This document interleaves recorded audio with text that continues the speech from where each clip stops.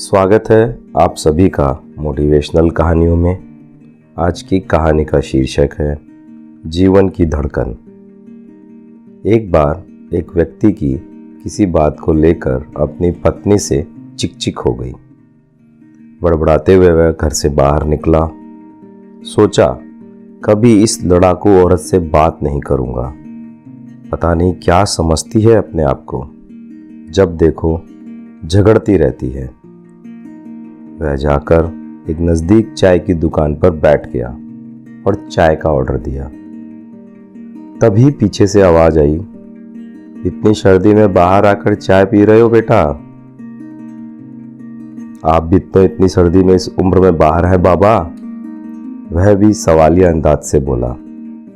बुजुर्ग बोला, मैं निपट अकेला, ना कोई गृहस्थी ना साथी, तुम तो शादीशुदा लगते हो बेटा।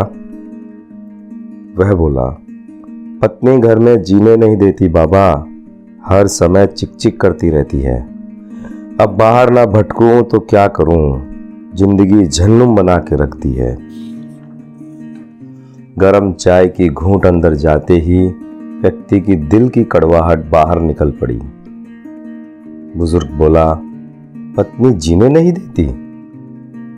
सुनो बेटा, जिंदगी ही पत्नी से होती है। 6 साल हो गए मेरी पत्नी को गए। जब जिंदा थी कभी कद्र नहीं की, आज जब चली गई तो भुलाई नहीं जाती। घर काटने को दौड़ता है, बच्चे अपने अपने काम में व्यस्त हैं। आलीशान घर, धन दौलत सब है, पर उसके बिना कुछ मजा नहीं।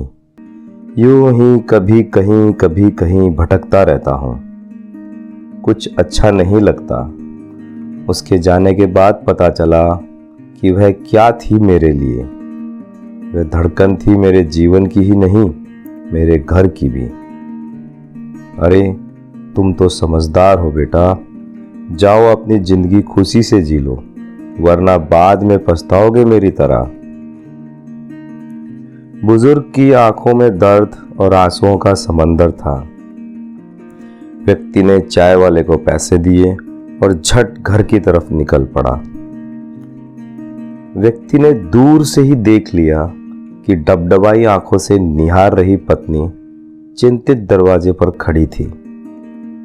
घर पहुंचते ही वह बोली, कहां चले गए थे? जैकेट भी नहीं पहना, ठंड लग जाती तो? तभी व्यक्ति बोला, तुम भी तो बिना स्वेटर के दरवाजे पर खड़ी हो। बस कुछ यूं ही दोनों ने एक दूसरे को पढ़ लिया।